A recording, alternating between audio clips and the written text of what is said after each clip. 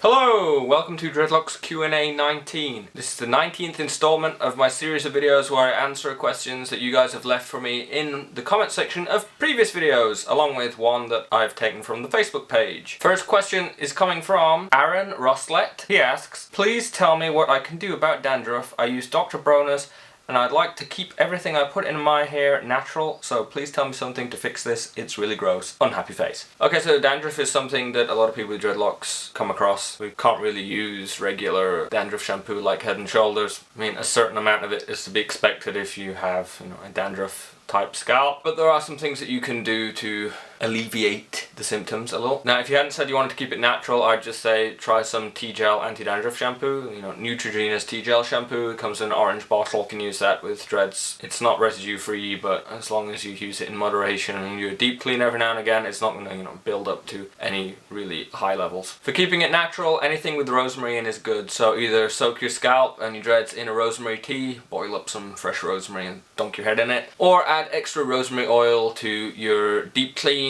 or make a mist spray using rosemary oil. You say you use Dr. Bronners. I don't know whether there's a rosemary version of Dr. Bronners, but if there is, try that out.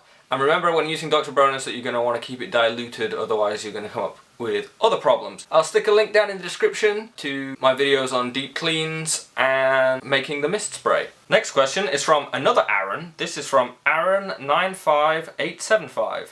He asks, are beanies and other hats, etc. problematic for dreads? Yes and no. It depends on the hat. If you have a really tight hat, that's going to sort of stop them from moving around a lot, and hair that isn't moving is not going to dread the same and knot up the same as hair that can move. But if you can get hold of sort of a loose beanie, a dreadlock tam, preferably one made of wool, that's going to allow the dreadlocks to move around a bit, and if the wool rubs on the loose hairs, it's going to make them all staticky and knotty, and that's going to, promote locking up. So find yourself a loose hat. If you can't, I wouldn't worry about it too much, because even though it's going to slow them down a little bit having the tighter hat on, the dreadlocks have to work for you a little bit, so if you really need a hat to keep the dreadlocks out of your face, they're loose and messy when they're young, you want to hide them, I wouldn't worry about it too much. JessLoves70 asks, would you recommend putting rubber bands / beads on the tips of new dreads, about a month old, to stop them falling out? Every time I wash my hair, I get about 2 inches of paintbrush tips. Also, could you suggest a few good shampoos easily available from supermarkets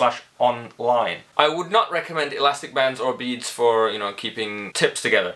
When your dreads are only 1 month old, then they're going to have loose tips. There's really no way around it. Using beads or elastic bands to try and hold them together isn't really going to help. It'll just sort of hold the hairs against the body of the dread. It's not actually going to allow them to move or not. So they're not going to actually get any better if you do that. If you've sort of pictured really blunted rounded tips in your mind, those take a really long time to occur naturally unless you have particularly curly hair. It can come faster for people with really curly hair. But most of the time those tips have been crocheted in. But a lot of the time, you see these tips, they're actually little paintbrushy tips. They're not an inch loose, but I've had them a little bit longer than a month. I would really just wait it out and wait for them to lock up a little bit more than they would have by 1 month before you try and take any action there. Second part of your question, with regards to shampoos and soaps that you can get easily, from your local store and whatever.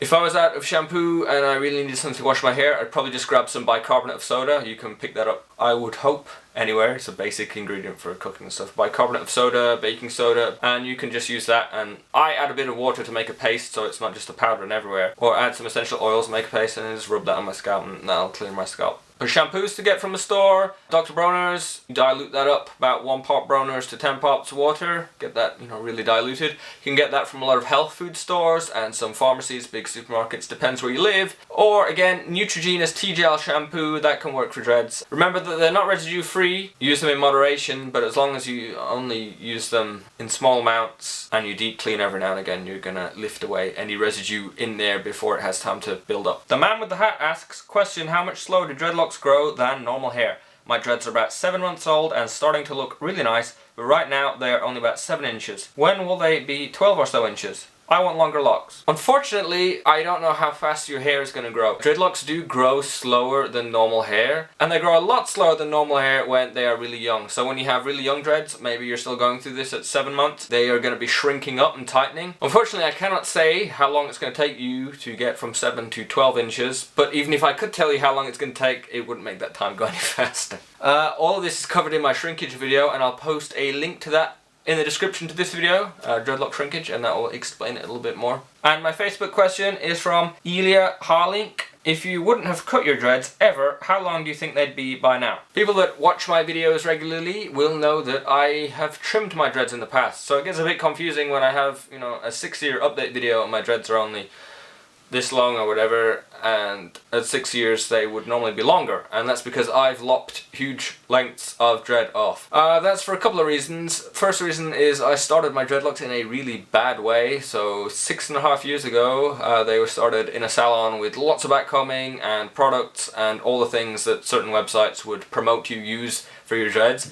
This did not turn out for the best. And so, once they started to gain a bit of length, I ended up cutting off all my original length of dread. All the dreadlock that I originally started with is gone. All the backcomb length is gone.